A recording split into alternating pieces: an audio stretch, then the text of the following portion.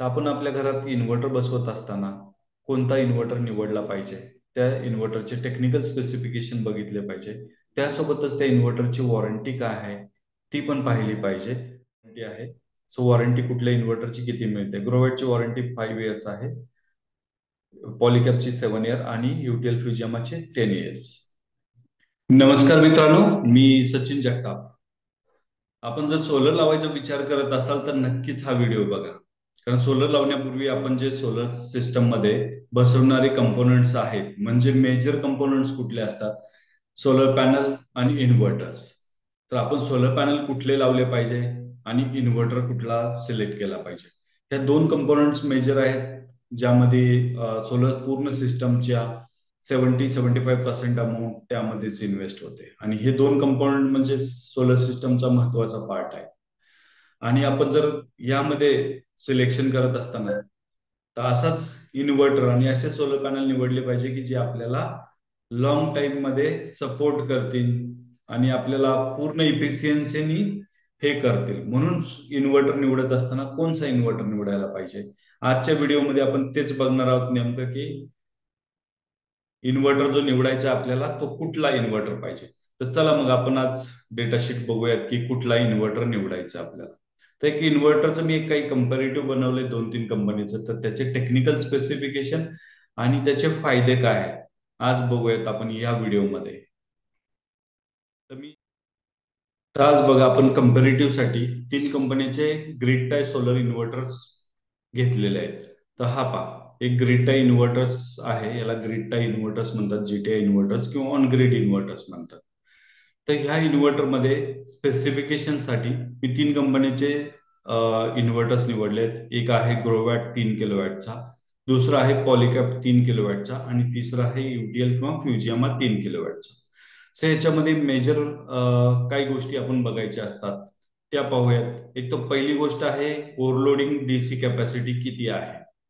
आज बघितलं तर या इन्व्हर्टरमध्ये ग्रोवॅटचा आहे, त्याच्यामध्ये आहे 3600. ओव्हरलोडिंग आपण डीसी साईडला देऊ शकतो, म्हणजे अगदी आपण याच्यावरती 6 पॅनल ऐवजी 7 पॅनल पण देऊ शकतो. तसंच पॉलिकॅपचा इन्व्हर्टर आहे, याच्यावरती आहे 4500. साधारणतः एक पॅनलचा बीओसी जो आहे 50 असतो. आजकाल सगळे पॅनल आपले 540 550 वॅटपेक्षा येतात, तर त्याची 50च्या आसपास बीओसी असते. तर त्याप्रमाणे बघितलं तर 4500 वॅटपीकचे आपण पॅनल लावू शकतो. त्यामध्ये आपण जे पॅनल लावतोय 4500 वॅटपीकचे, म्हणजे आपल्याला जर 540चा पॅनल लावायचा आहे तर किती पॅनल आपण लावू शकतो वॅटपीकच्या हिशोबाने बघितलं तर. आपण जर सरळ सरळ कॅल्क्युलेट केलं, एक पॅनल आहे आपला 540चा, 540चा एक पॅनल लावला आपण, साधारणतः 8 पॅनल लावले तर किती होईल आपलं, 4320 वॅटपीक होईल. आपण हा पण पॅनल लावू शकतो, 8 पॅनल लावू शकतो वॅटपीकच्या हिशोबाने, ओव्हरलोडिंगच्या हिशोबाने. म्हणजे अगदी आपण 4.5 किलोवॅटचे पॅनल लावू शकतो पॉलिकॅपच्या इन्व्हर्टरवरती, त्यांच्या म्हणण्यानुसार आपण आहे लावू शकतो, किंवा डेटा शीटच्या हिशोबाने आहे. तर या व्हिडिओच्या डिस्क्रिप्शन मध्ये सेम लिंक दिलेली आहे मी, की या तिन्ही इन्व्हर्टरच्या डेटा शीटची. तसेच पुढे आहे तिसरा आपण कंपॅरेटिव्ह साठी घेतला आहे युटीएल किंवा फ्युजियामाचा. दोन्ही एकच कंपनी आहेत. त्यांच्या इन्व्हर्टरचं ओव्हरलोडिंग डीसी कॅपॅसिटी त्यांनी सांगितलेली आहे 3900. म्हणजे साधारणतः आपण या ठिकाणी 7 पॅनल लावू शकतो. जे फर्स्ट बघितलं ग्रोवॅट वरती आपण किती पॅनल लावू शकतो, 7 पॅनल लावू शकतो. या ठिकाणी 8 पॅनल लावू शकतो आणि इथेही 7 पॅनल लावू शकतो. त्यानंतर डीसी इनपुट, म्हणजे आपल्याला सगळ्याच गोष्टीमध्ये बघायचं आहे की आपण किती पॅनल लावू शकतो आणि कुठले पॅनल लावू शकतो कुठल्या इन्व्हर्टर सोबत, आणि कुठला इन्व्हर्टर आपण सिलेक्ट केला पाहिजे, कुठल्या इन्व्हर्टरचे फायदे काय. तर एंड ऑफ द शेवटी तुम्हाला या व्हिडिओच्या शेवटी समजेल की या इन्व्हर्टरमध्ये काय फायदे आहेत आणि काय बेनिफिट आहे आणि कुठला इन्व्हर्टर आपण निवडायला पाहिजे. त्याच्यानंतर आहे दुसरं महत्वाची गोष्ट असते डीसी व्होल्टेज. डीसी व्होल्टेज या ठिकाणी दिलंय 1100 व्होल्ट पर्यंत आपण देऊ शकतो ग्रोवॅटच्या इन्व्हर्टरवरती. पण ग्रोवॅटला 1100 व्होल्ट आपण देऊ शकतो, पण मॅक्झिमम आपण पॅनल जे कनेक्ट करणार आहे 6 किंवा 7, तर त्याप्रमाणे सगळे पॅनल आपले सिरीजमध्येच असतात, त्यामुळे त्याचं जे व्होल्टेज आहे सरासरी एका पॅनलचं व्होल्टेज 50च्या आसपास आहे. तर 6 पॅनल किंवा 7 पॅनल केले तर आपलं 300 50 व्होल्टपेक्षा पुढे व्होल्टेज जाणार नाही. त्यामुळे 1100 व्होल्ट खूप मोठी कॅपॅसिटी दिलेली आहे आणि इन्व्हर्टरची, पण आपण मॅक्झिमम 7च पॅनल जोडू शकतो. त्यानंतर पुढे आहे पॉलिकॅप. पॉलिकॅपने सेम 360 व्होल्ट दिलेला आहे.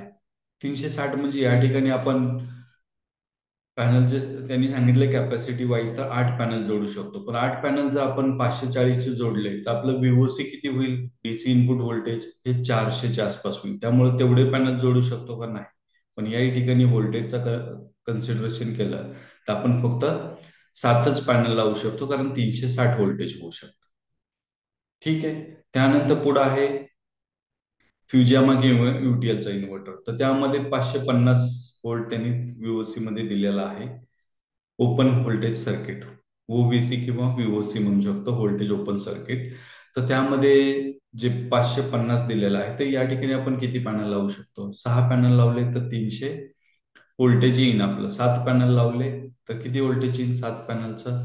तर 7 पॅनलचं व्होल्टेज 350 येईल. मॅक्झिमम आपण या व्होल्टेजच्या हिशोबाने बघितलं तर 8 पॅनल लावू शकतो, पण वॅटपीक मध्ये वरच्या साईडला जे दिलेलं आहे आपल्याला त्यानुसार फक्त आपल्याला 7च पॅनल जोडता येतील. ओके. त्यानंतर पुढचा पार्ट आहे जो टेक्निकल बघायचा आहे. आपण बघितलं मॅक्झिमम वॅटपीक किती जोडू शकतो, व्होल्टेज किती. त्यानंतर पुढे आहे डीसी इनपुट किती जोडू शकतो. तर ग्रोबॅट मध्ये आहे 11 एम्पियर मॅक्झिमम डीसी इनपुट घेऊ शकतो. पॉलिकॅप मध्ये 15 एम्पियर आणि युटीएल किंवा फ्युजियामा मध्ये 16 ते 20 ampere as per the demand. म्हणजे मॅक्झिमम 16 आपण कन्सिडर केलं तर आता जे लेटेस्टचे पॅनल आहेत, टॉपकॉन पॅनल आहेत, तर त्याचं जी व्हीओसी आहे 13-14 प्लस व्हीओसी आहे. तर ग्रोबॅट इन्व्हर्टरवरती आपण टॉपकॉनचे पॅनल लावू शकतो का? नक्कीच नाही, कारण यांचे जे टेक्निकल डेटा शीटनुसार 11 एम्पियर इनपुट करंट आहे, त्यामुळे लावू शकत नाही. या ठिकाणी आपण मॅक्झिमम कितीचे पॅनल लावू शकतो ज्याचा एम्पियर करंट हा 11 पेक्षा कमी आहे, असेच पॅनल आपण यावरती लावू शकतो. दुसरा आहे 15 एम्पियर पॉलिकॅपचा. यावरती नक्कीच आपण बायफिशियल टॉपकॉन पॅनल लावू शकतो. 15 एम्पियर पर्यंत कॅपॅसिटी आहे. त्यापेक्षा हाय स्ट्रेंथचे जे पॅनल आता मार्केटमध्ये अवेलेबल झाले 600 प्लस 15 एम्पियर त्याचे आहे, तर त्या ठिकाणी आपल्याला हा इन्व्हर्टर लावावा लागेल, युटीएल किंवा फ्युजियामाचा. ओके. त्यानंतर सगळ्यात महत्वाची गोष्ट आहे की आपलं इन्व्हर्टर जास्त युनिट कधी जनरेशन करतो? तर जास्त युनिट तेव्हा जनरेशन करतो की तो सकाळी लवकरात लवकर स्टार्ट होतो आणि संध्याकाळी जास्त वेळपर्यंत आपल्याला जनरेशन आउटपुट देतो. तर हे कशावरती डिपेंड असतं? हे स्टार्टिंग व्होल्टेजवरती. आता ग्रोवेटचं इन्व्हर्टर सुरू होणार आहे 140 व्होल्ट. 140 जेव्हा इनपुट येईन सोलर कडून तेव्हाच तो चालू होणार आहे. मग हा चालू व्हायचा जर टाइम सकाळी सपोज 8 वाजता आहे तर त्याच्या कम्पॅरेटिव्हली 70 व्होल्ट आहे पॉलिकॅपचा, म्हणजे हा किती वाजता चालू होईल? अर्धा तास अगोदरच चालू होईल, म्हणजे हा 7:30 वाजता चालू होईल. आणि तिसरा आहे इन्व्हर्टर कम्पॅरेटिव्हचा 80 व्होल्ट आहे, म्हणजे 7:30 ला हा सुरू झाला तर पुढच्या 5 ते 10 मिनिटांनी हा सुरू होईल. आणि सेम संध्याकाळी बंद होताना पण सगळ्यात अगोदर बंद कुठला होणार? ग्रोवॅटचा. नंतर कुठला होईल? फ्युजियामाचा. आणि 3 नंबरला होईल पॉलिकॅपचा. तर असे इन्व्हर्टर आपल्याला स्टार्टिंगला लवकर सुरू होणार, संध्याकाळी लवकर बंद होणार. हे कशावरती डिपेंड असतात? इन्व्हर्टरच्या स्टार्टिंग व्होल्टेजवरती. तर त्यामुळं स्टार्टिंग व्होल्टेज बघणं पण गरजेचं आहे. ठीक आहे. त्यानंतर पुढं सगळ्यात महत्वाची गोष्ट आहे, हे झालं आपण सोलर पॅनलचं इनपुट बघितलं. आता बघूयात आउटपुट.